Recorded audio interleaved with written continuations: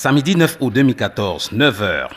Les dernières heures de ce bâtiment de type R3 construit à Bonapriso, quartier chic de Douala, étaient comptées.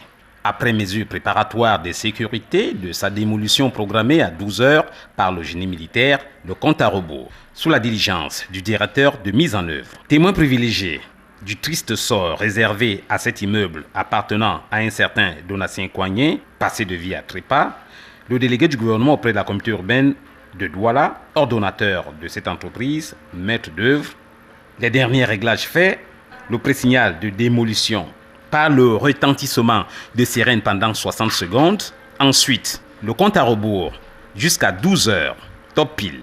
Enfin, le retentissement assourdissant de l'explosion suivi de l'effondrement de l'édifice en 5 secondes seulement.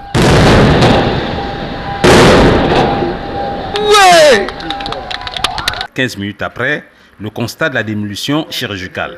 On ne va pas vous dire quelle est la technique qui a été utilisée. Le plus important, c'est que le bâtiment est à terre et de manière scientifique en utilisant des explosifs civils et des artifices, entre autres. Quelques-uns de ces artifices sont des artifices militaires. C'est ce professionnalisme du génie militaire que le gouverneur de la région est allé apprécier le 11 août 2014. Le constructeur, le promoteur, le propriétaire de cet édifice avait été sommé à plusieurs reprises d'arrêter les travaux. Il les a poursuivis. Il a bouché un drain. Or, un drain, c'est un équipement collectif qui fait partie des voiries urbaines. Je voudrais d'ailleurs demander à monsieur le délégué du gouvernement de ne pas s'arrêter à ce niveau et de voir comment appliquer les dispositions de la loi qui prévoit que dans ce genre de circonstances, les frais de démolition d'un édifice construit dans ces conditions-là, n'est-ce pas, sont supportés par le délinquant. José Betty Assomon, pas avare de compliments à l'endroit du génie militaire. Je félicite le génie militaire et je constate que c'est vraiment un travail de professionnel qui a été fait et que nous pouvons compter sur cette composante de nos forces de défense. Et du gouvernement sur les raisons de cette démolition. Il y a deux alternatives. Ou nous laissons ce drain-là ouvert.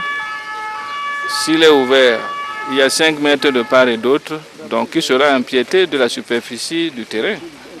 Ou alors le propriétaire ou l'ayant droit, pour récupérer la superficie, doit nous présenter un projet qui enterre le drain, mais en respectant toutes les normes de sécurité nécessaires. Je crois que le plus important, c'était d'abord de libérer la voie à l'eau. Avant que la communauté urbaine de Douala se retourne en dernier ressort vers le génie militaire, plusieurs entreprises privées de construction avaient obtenu le marché de démolition de cet immeuble et elles ont à chaque fois démissionné après la descente sur le terrain. Cette opération de démolition contrôlée est la première de ce genre réalisée dans la sous-région au sein d'une agglomération urbaine aux habitations compactes. Ouais!